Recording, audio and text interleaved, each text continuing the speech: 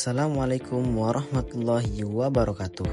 Perkenalkan, saya M. Arsyil Yazid Ansori dengan NIM A1B024100027 dari Program Studi Manajemen Universitas Mataram.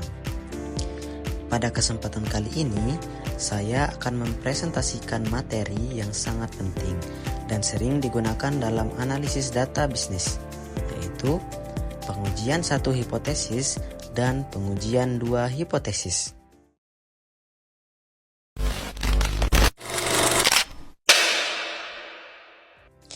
Di era bisnis modern yang sangat kompetitif, sebuah perusahaan tidak bisa lagi bergantung hanya pada intuisi atau perkiraan semata-mata saat mengambil keputusan. Perusahaan membutuhkan data, analisis, dan bukti yang kuat sebelum menerapkan suatu strategi. Nah, disinilah statistik, khususnya pengujian hipotesis, memiliki peran yang sangat penting. Dengan pengujian hipotesis, kita dapat menguji sebuah klaim, memverifikasi kebenaran suatu pernyataan, membandingkan strategi, mengevaluasi performa, bahkan menentukan apakah suatu program berhasil atau tidak. Jadi, pengujian hipotesis membantu perusahaan mengambil keputusan berbasis fakta, bukan sekadar opini. Baik teman-teman, dalam presentasi kali ini, kita akan membahas dua konsep utama, yaitu yang pertama, pengujian satu hipotesis atau satu sampel. Ini digunakan saat kita hanya menguji suatu klaim terhadap satu kelompok atau satu nilai rata-rata tertentu. Dan yang kedua, yaitu pengujian dua hipotesis atau dua sampel. Pengujian ini digunakan untuk membandingkan dua kelompok atau dua kondisi yang berbeda, seperti sebelum dan sesudah program atau cabang A dan cabang B. Kedua konsep ini sangat relevan dalam dunia bisnis, riset pasar, manajemen kualitas, budgeting, hingga evaluasi operasional.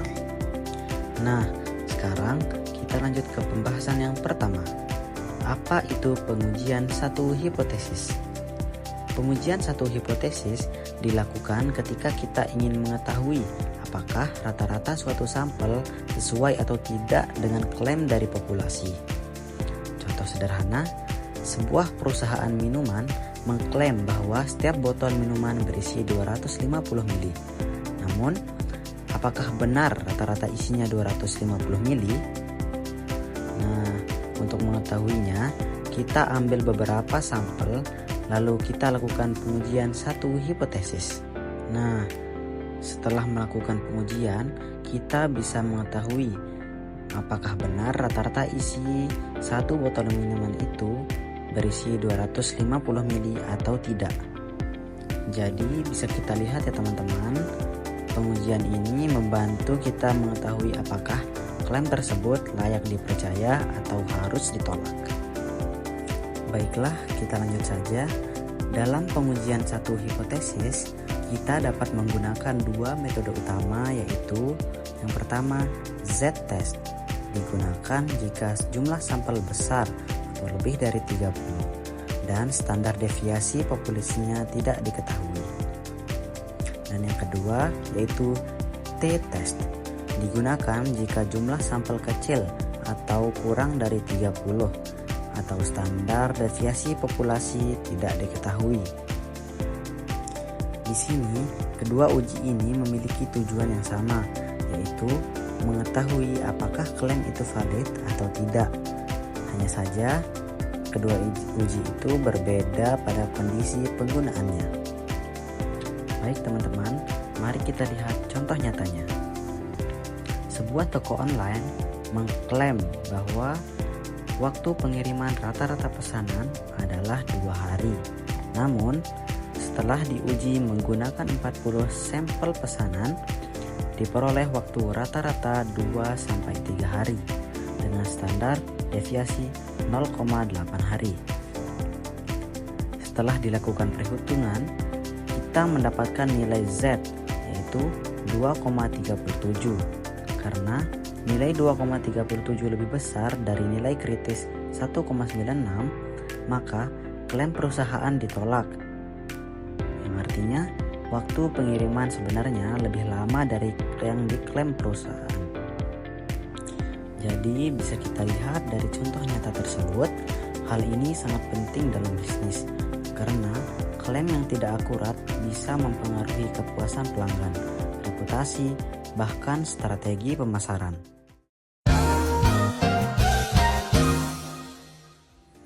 Nah, selanjutnya kita masuk ke pengujian dua hipotesis atau pengujian dua sampel.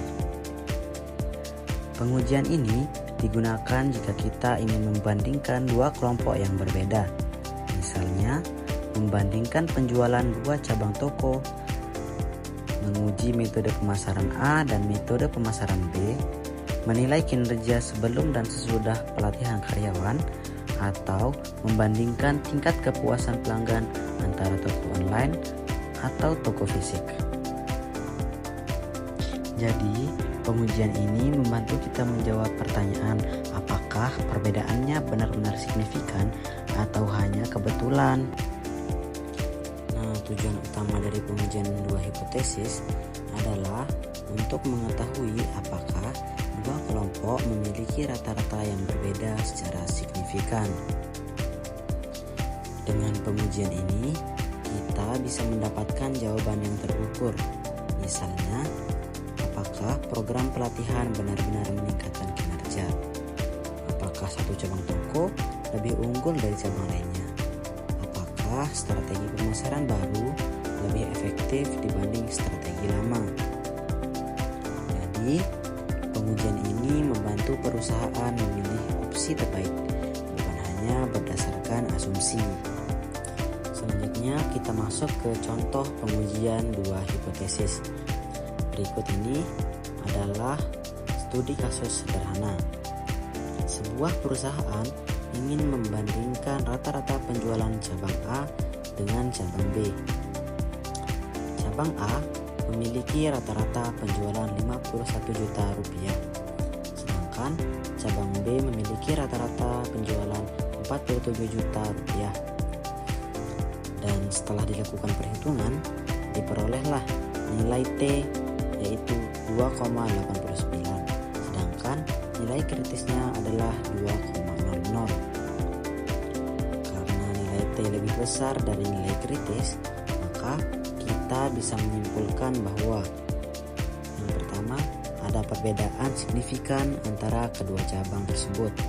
Yang kedua, cabang A memiliki performa yang lebih baik dibandingkan cabang B. Informasi seperti ini sangat bermanfaat untuk pengembalian keputusan manajerial seperti penentuan anggaran, strategi pengembangan, dan evaluasi kinerja.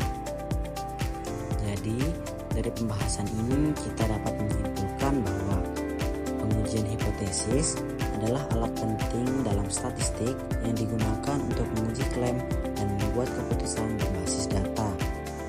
Pengujian satu hipotesis juga digunakan ketika kita ingin mengevaluasi klaim mengenai satu rata-rata populasi. Dan selanjutnya, pengujian dua hipotesis digunakan untuk membandingkan dua kelompok atau dua kondisi yang berbeda. Dengan penerapan statistik yang tepat, sebuah perusahaan dapat meningkatkan kualitas produk, efisiensi operasional, serta ketepatan dalam pengambilan keputusan strategis.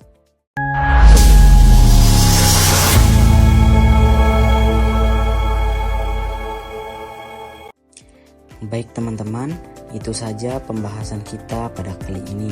Saya ucapkan terima kasih atas perhatian dan waktu yang diberikan.